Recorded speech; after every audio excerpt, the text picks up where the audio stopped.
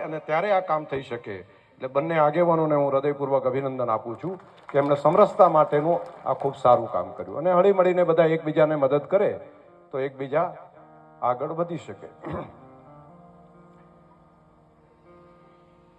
વડીલોએ જે યોગદાન આપ્યું છે તો એનાથી આપણે હવે કંઈક નવું શીખીને નવા સમય પ્રમાણે આપણે પણ કામ કરવું પડે અને દરેકનું કર્તવ્ય છે. આપણી એકતા, આપણો ભાઈચારો, આપણું બાકીનું કામ, આ બધું આના ઉપર અવલંબે છે અને એકબીજાને મદદરૂપ થતા જાય તો ઘણું બધું સારું કામ ભવિષ્યની અંદર થઈ શકે. દરેકને સાથે રાખીને ચાલવાનો ભાવ જો મનમાં હોય તો બાકીના કામો પણ ઘણા બધા સારા થઈ શકે ને એ ભાવ સાથે આ સંસ્થા કામ કરે છે.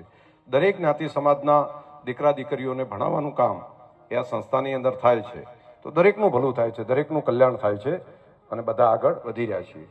અને સ્વરૂપજી, હવે તમે અને જ્ઞાનીબેન બે આગેવાન છો, તમે નેતા, હવે અહીંયા મિનિસ્ટર થઈ ગયા, બેન છે સંસદ સભ્ય થઈ ગયા. હવે પેલું છાત્રાલયનું તમે કીધું ને ભેગા ભેગું કર્યું હતું બાકી રહી ગયું, એ હવે કરી નાખો બે. અને હવે જો ના કરો તો તમારા બેન વાંક ગણાય.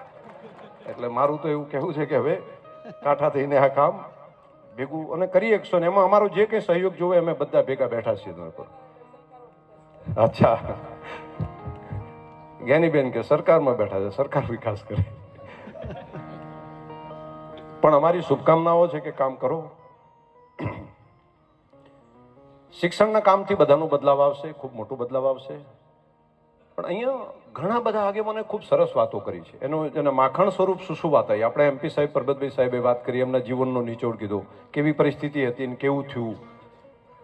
માન્ય સ્વરૂપજીભાઈએ વાત કરી, બેન જ્ઞાનીબેને વાત કરી, બાકી પણ આગેવાનોએ કીધું છે, આપણા અમિતભાઈએ વાત કરી. 3-4 વાતો હું મૂકીને મારી વાત પૂરી કરીશ. એક, સમય પ્રમાણે આપણે બધા ભેગા બહુ થઈએ છીએ અને ભેગા થઈને માર્ગદર્શન કોનું લઈએ છીએ? તો કોઈ પણ મેળાવડો હોય તો અમે 5 નેતાઓ જે બોલીએ એ તમે મોટા ભાગે સાંભળો છો. હવે અમારા નેતાઓ સી રીતે બોલે છે તો કોકે ભાષણ કર્યું ને એમાંથી સાંભળ્યું ને અમે ભૂલીએ છીએ. અથવા તો કેટલાક લોકો વાંચન કરતા હશે, અભ્યાસ કરતા હશે, કોઈ સારા પુસ્તક વાંચતા હશે, કોઈ સારું ચિંતન કરતા હશે એના આધાર ઉપર. પરંતુ રાજનેતા કોઈ પણ વાત કરશે તો મોટા ભાગે કોઈની કોઈ વાતમાં રાજનીતિ આવશે. કેમ કે એમને તો ટકી રહેવું છે. અમારે તો ચૂંટણી લડવાની હોય એટલે અમારું કોઈ પણ એંગલ હશે એમાં પ્રજા કલ્યાણની સાથે સાથે આ એંગલ તો આવી જ જવાનો. તો મેળાવડા મોટા થયા પછી જરૂર છે નહીં છે. તો મોટા ભાગના લોકો એવું સમજે છે કે પ્રગતિનો આધાર રાજનીતિ છે. હું નથી માનતો.